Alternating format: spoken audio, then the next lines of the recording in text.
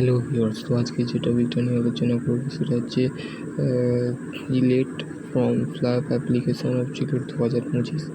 তো জিলেটের যে বলতে গেলে তিনটে কন্ডিশান তোমাদের মেনটেন করতে হবে। তো জিলেটের জন্যে কী কী তোমাদের এলিজিবিলিটি তোমাদের আছে, তো সেই নিয়ে আজকে চেক করবো, মানে যোগ্যতা কী আছে। তো সম্পূর্ণ ভিডিওটা দেখো, ভিডিওটা স্কিপ করবে না, তো সম্পূর্ণ ভিডিওটা দেখবে, ঠিক আছে। জিলেট 2025, ঠিক আছে। তো ফার্স্ট অফ অল দেখো, আমি এখানে দাগ দিয়ে রেখেছি, সমস্ত ভিউয়ার্সরা অবশ্যই ভিডিওটা দেখবে, স্কিপ করবে না। যদি স্কিপ করো তো সেই ক্ষেত্রে তুমি অ্যাপ্লাই করতে পারবে, ঠিক আছে। এটা হচ্ছে 1 নম্বর হচ্ছে তোমাকে ভারতীয় নাগরিক হতে হবে। Application must be of citizens of India, মানে ভারতের নাগরিক হতে হবে। তারপর হচ্ছে এজ রিস্ট্রিকশন, ঠিক আছে। No upper diploma holder and engineering, technology, pharmacy, এইগুলো তোমাদের নিয়ে যায়। 2 নম্বর হচ্ছে বিএসসি। তো তোমরা যদি বিএসসি করে থাকো বা ডিপ্লোমা করে থাকো তারা এখানে অ্যাপ্লাই করতে পারবে, ঠিক আছে। শুধুমাত্র বিএসসি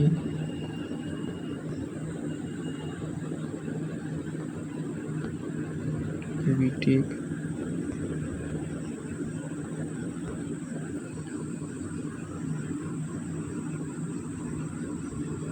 অ্যাভেলেবেল, ঠিক আছে।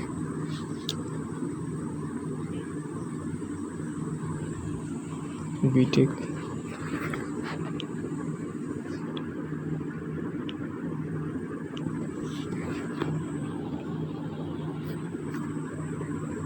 Eligibility of the form fill application, এখানে ডিপ্লোমা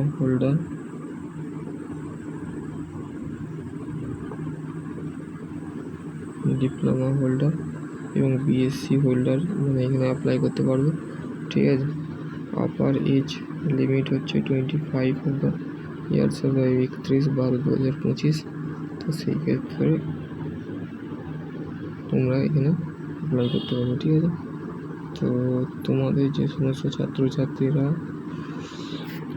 জিলেট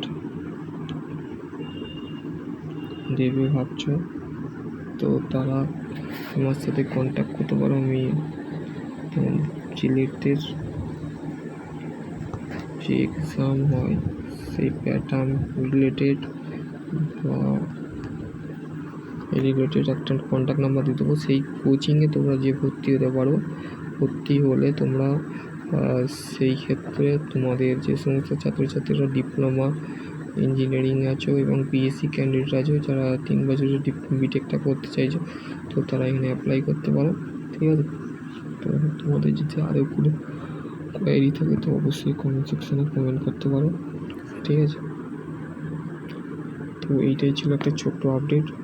তো তোমাদের ম্যাক্সিমাম যারা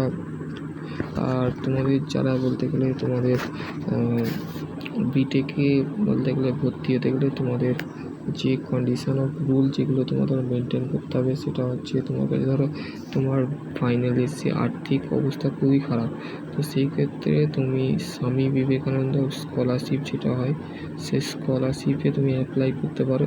1 নম্বর। আর 2 নম্বর হচ্ছে তুমি বিটেক করার জন্য তুমি স্টুডেন্ট ক্রেডিট কার্ডের মাধ্যমে কিন্তু তুমি অ্যাপ্লাই করে তুমি তোমার বিটেকের যে রানিং খরচাটা আছে সেটা তুমি করতে পারো। 1 নম্বর। 2 নম্বর হচ্ছে তোমার ভর্তির অ্যাডমিশনের সময় যেটা লাগে সেটা হচ্ছে 5,000 টাকা কোনো কলেজ নেয়, কোনো কলেজ 10,000 টাকা নেয়, ঠিক আছে। এর বাকি তো নেয় না। অ্যাডমিশান বুকিং করবার জন্য, সিট বুকিং করবার জন্য, ঠিক আছে। সিট বুকিং করবার পর তোমাকে যেটা সেমিস্টার ফি সেটা কোনো কলেজ 20,000 টাকা নেয়, কোনো কলেজ 15,000 টাকা নেয়, ঠিক আছে। কোনো কলেজ 25,000 টাকা নেয়। তো সেই ক্ষেত্রে এরপরে ইউনিফর্ম আছে, ঠিক আছে, কলেজের ইউনিফর্ম আছে। প্রাইভেট কলেজের কথা বলছি আমি এটা প্রাইভেট কলেজের কথা বলছি। আর এমনিতে গভর্নমেন্ট কলেজে পেলে হলে তুমি তো সবইতে ফ্রি পাবে, খালি তোমাকে সেমিস্টার ফিটা তোমাকে গভর্নমেন্টকে দিতে হবে, ঠিক আছে। অ্যাডমিশন রিলেটেড আরও কোনো কোয়ারি থাকে তো অবশ্যই কমেন্ট সেকশানে কমেন্ট করবে। তোমার ইউনিফর্ম যেটা বলেছিলাম, ইউনিফর্ম মোট ধরো 25,000 টাকা ধরো ফর এক্সাম্পল কোনো কলেজ নিচ্ছে, আর তার সাথে তোমাকে 6,000 টাকা তোমাকে কলেজকে দিতে হবে, ঠিক আছে? মোট এইটা তোমাকে দিতে হবে।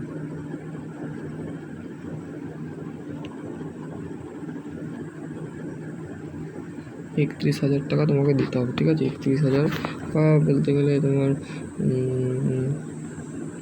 তোমাকে কলেজকে এইটা দিতে হবে, বা 6,500 টাকা যদি বলে কলেজ, ঠিক আছে? তোমাকে দিতে হবে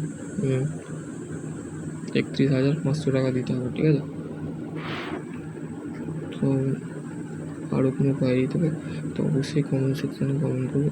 সকলে ভালো থাকবে, সুস্থ থাকবে। Thank you.